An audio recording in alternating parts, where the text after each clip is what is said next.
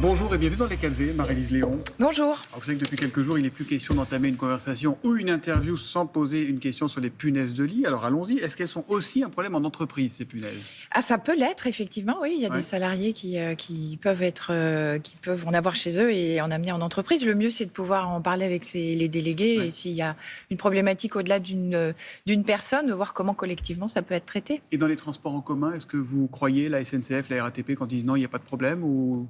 Alors là, moi, je ne suis pas une spécialiste des punaises de lit, donc je pense qu'on peut leur faire confiance. Après, il faut être prudent et puis faire en sorte que s'il y a des foyers au domicile, ça puisse être traité directement à la source. Alors Marie-Lise Léon, vous sortez d'une longue nuit de négociations entre partenaires sociaux sur les retraites complémentaires.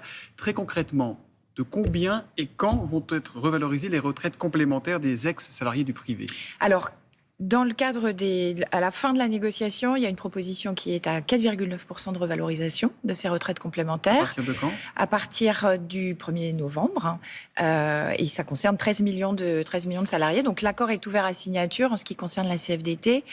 On se prononcera après un débat avec notre bureau national lundi. Mais vous êtes favorable à cet accord ? La délégation, absolument, la délégation a beaucoup porté et poussé pour qu'il y ait une revalorisation maximum à 4,9. Aujourd'hui, on a une inflation de 4,8, donc c'est une bonne avancée. Donc pour bien comprendre, tous ceux qui ont négocié cet accord vont aller chacun dans leur chapelle pour dire on est OK. A priori, tout le monde va être d'accord. Ça dépend de chaque organisation, puisqu'on est tous venus avec un mandat. Le mandat de la CFDT, c'était revaloriser les pensions complémentaires pour ces 13 millions de retraités. Et puis, la question de la fin d'un malus qui existait temporairement, qui est également supprimé. Donc ça, c'est aussi une avancée. Donc pour la CFDT, ça devrait être oui. Pour le moment, on est confiant. En tout cas, la délégation a fait du bon boulot et va proposer la signature. Et le malus, autrement dit, cette décote temporaire de 10% qui touchait des salariés qui avaient fait une carrière pleine, mais qui, depuis 2019, était amputé de 10% pendant un temps. Est-ce qu'il va persister ou est-ce qu'il va être supprimé ? Alors, il va être supprimé pour tous les nouveaux entrants dans le régime de retraite. Ça, c'est aussi ce qu'on a demandé, ce qu'on a obtenu. Et puis, à partir de quand ? Alors ça va être dès maintenant, à partir du 1er novembre également, pour les nouveaux, ceux qui rentrent dans le régime, pour ceux qui arrivent. Et ceux qui l'ont aujourd'hui, c'est aussi une bagarre qu'a menée la CFDT. Il va être supprimé progressivement et il disparaîtra définitivement pour tous ceux qui aujourd'hui ont un malus à partir du mois d'avril 2024. Donc ça, c'est dans le même accord qu'il faudra être ratifié par tout le monde. Donc ça fait partie du package global. Vous savez que la réforme des retraites que vous avez tellement combattue a quand même fait un heureux. Alors, il va falloir que vous me le présentiez. C'est l'Agirc Arrco, justement, ce régime des retraites complémentaires, qui est géré géré par les partenaires sociaux, donc le patronat et les syndicats, et qui devrait engranger 22 milliards d'euros supplémentaires sur 15 ans. Du coup, le gouvernement, il dit, puisqu'il y a une cagnotte par là, qui est un peu grâce à nous, on va en prendre une partie pour financer la revalorisation des petites retraites du régime général. En quoi cela vous pose problème ? C'est l'argent des salariés du secteur privé et c'est l'argent qui est dédié à leur retraite complémentaire. C'est de l'argent qui est géré paritairement organisations syndicales et patronales. Donc, l'État n'a pas son mot à dire sur cette partie. Donc là, on a un enjeu de respect de principes et respect des prérogatives des uns et des autres. Vous disiez qu'effectivement, le bénéfice de la retraite à 64 ans est reversé dans le cadre des retraites complémentaires. On le dit depuis des mois et des mois, voire presque une année déjà au gouvernement, qui fait comme si ce sujet n'existait pas. Pour vous, c'est non, le gouvernement ne doit pas prendre dans la caisse de l'Agirc Arrco ? Non, parce que ce n'est pas l'argent des organisations syndicales et patronales, c'est l'argent des salariés qui ont cotisé et qui, grâce à la gestion qui a été rigoureuse, aujourd'hui a cette cagnotte. Ça n'est pas l'argent du gouvernement. La CGT parle d'un hold-up, vous reprendriez ce mot ou pas ? Pas forcément, c'est pas forcément notre vocabulaire. Il a également été. Patrick Martin, il y a pour le d'autres patronat, termes qui ont été utilisés. Non, mais c'est juste que c'est chacun dans son périmètre. Si le périmètre de décision est à la main des organisations syndicales et patronales, le gouvernement n'a pas à venir piocher. Mais je pense que ce qu'on appelle la solidarité, Marie-Lise Léon ? Non, ça veut dire que le gouvernement estime que lorsqu'il y a de l'argent quelque part, il peut aller se servir. C'est surtout ça qui pose problème. Et ce qui, moi, m'interroge sur le fait qu'il soit en capacité de gérer correctement les affaires. Donc, ce n'est pas une question d'argent ou de somme, c'est une question de principe. C'est une question de principe, absolument. Donc, vous n'êtes pas prêt à faire un geste là-dessus ? Non. On a eu des discussions dans le cadre de la négociation. Il y avait des organisations qui ont d'ailleurs rendu public leurs décisions, dit qu'on peut faire, on peut donner, on peut flécher un petit peu d'argent. Le gouvernement, de toute façon, nous a dit qu'ils étaient déterminés à venir piocher. Donc, c'est un casus belli, alors, ou pas? Casus belli, on va voir après quel va être le comportement du gouvernement. Mais je pense que c'est dans le projet de loi PLFSS. C'est ça peut être une option. Mais dans ce cas-là, je pense qu'il faudra qu'on reprenne les discussions sur leur vision du dialogue social et l'ensemble des discussions qu'on a pu avoir, par exemple, au mois de juillet avec la Première ministre, qui disent une nouvelle ère s'ouvre. Après la question des retraites, on veut co-construire. Ce nouveau climat de confiance. Je pense que ça rebat les cartes. Donc on va voir jusqu'où ils sont prêts à aller et quelles seront les suites. Et vous pourriez aller jusqu'à des mobilisations? Non, pas fort. Alors là, on n'en est pas à ce stade. La question, la priorité du moment, c'est le pouvoir d'achat. Il y a la conférence sociale le 16 octobre. Et c'est là qu'on a bien l'intention d'être autour de la table pour dire combien le monde du travail a besoin de revalorisation, de reconnaissance, d'augmentation de salaire, d'égalité hommes-femmes. Notamment pour tous ceux qui sont en dessous du SMIC, toutes les branches, 75 branches, je crois. Il y a 75 branches qui ont des coefficients sous le SMIC.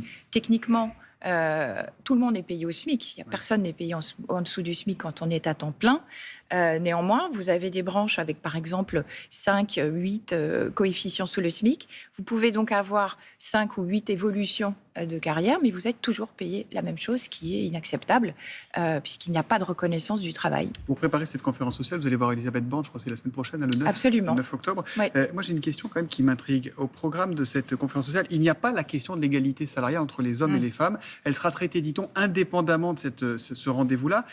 Comprendre, on verra plus tard. Il serait pas temps de se réveiller là-dessus, parce qu'à force de renvoyer tout ça aux calendes, on aura l'égalité. Je suis tout à fait d'accord. Si on continue, alors si on continue comme en l'état la volonté et des actes qui sont posés dans les entreprises et les administrations, on aura l'égalité salariale dans 150 ans. Donc on est tous d'accord pour se dire que ça ne va pas suffisamment vite. Il y a 3 thématiques qui ont été arrêtées par le gouvernement. La CFDT a déjà fait savoir au service de la Première ministre que nous voulions une thématique en propre sur l'égalité salariale entre les hommes et les femmes. Donc nous avons demandé absolument que le 16 octobre, ce soit un sujet en tant que tel. On a coutume de dire que quand c'est transverse, c'est traité un petit peu partout. En gros, c'est traité nulle part. Donc nous, on a fait cette demande que ce soit explicitement un des sujets de discussion. Votre participation, si vous disent non, vous dites quoi? On verra comment. S'ils nous disent non, on verra comment du coup, ils nous disent c'est traité partout. On va voir selon quelle modalité. On est chaque chose en son temps. On fait la demande que ce soit un sujet en propre et qu'il y ait des vrais débouchés et des vraies décisions qui soient prises. À l'ordre du jour de cette convention sociale du 16. Les allocataires du RSA devront pour la plupart 15 heures d'activité hebdomadaire en échange de cette prestation de 608 € par mois.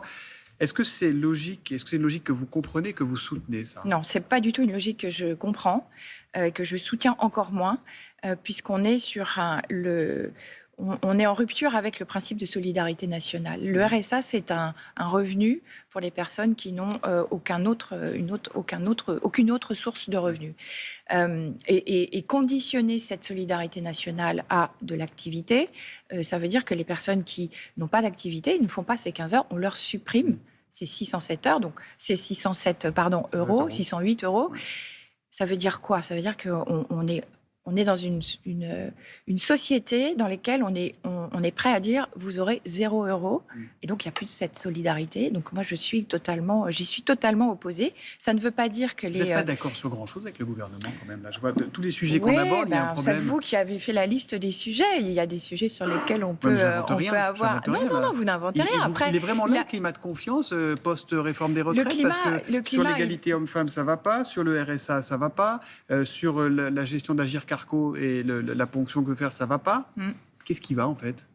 On n'est pas forcément obligé d'être d'accord sur tout. Après, là, on est dans un moment où on reprend le dialogue après avoir eu un épisode retraite et 6 mois de mobilisation majeure. Je pense que si le dialogue se renoue, c'est grâce aussi au fait qu'on se soit largement mobilisé. On a eu des manifestations historiques. Et donc, c'est aussi le moment de poser l'ensemble des sujets, le creusement des inégalités, le fait que beaucoup de travailleurs ne vivent pas dignement de leur travail. Moi, je pense qu'un des enjeux de cette conférence sociale, c'est qu'on puisse avoir des avancées extrêmement concrètes et que le gouvernement reconnaisse une avancée concrète que l'on demande, c'est que les branches qui ont des coefficients sous le SMIC ne doivent plus pouvoir bénéficier, les entreprises concernées ne doivent plus pouvoir bénéficier des exonérations de cotisations. Ça, c'est du ressort. L'État coupe les aides aux branches qui sont... L'État conditionne les aides au fait qu'il y ait une véritable discussion et de véritables négociations dans ces branches. Ça, l'État ne peut pas tout, mais l'État n'est pas forcément impuissant dans le cadre de ces salaires. J'ai une dernière question. On parlait des allocataires du RSA. Beaucoup se retrouvent au Restos du Cœur. Les Restos du Cœur qui ont prévenu que pour la première fois de toute leur histoire, ils allaient devoir refuser du monde dès le mois prochain. Alors que ça fait presque 40 ans que Coluche nous disait, nous chantait qu'on n'avait plus le droit ni d'avoir faim ni d'avoir froid. Que faut-il faire, Marie-Lise Léon ? Il ne faut certainement pas faire cette réforme du RSA, puisque là, on voit bien qu'on est à la fois sur une conditionnalité d'activité et un durcissement des sanctions. C'est-à-dire qu'on considère que les personnes qui sont au RSA, qui sont en grande difficulté, qui ont recours à des associations comme les Restos du Cœur, n'ont pas la possibilité de vivre dignement, voire même de se nourrir chaque jour. Donc, c'est certainement pas en faisant cette réforme du RSA que les solutions seront apportées. Merci beaucoup, Marie-Lise Léon, d'être venue dans les 4V. Bonne journée à vous.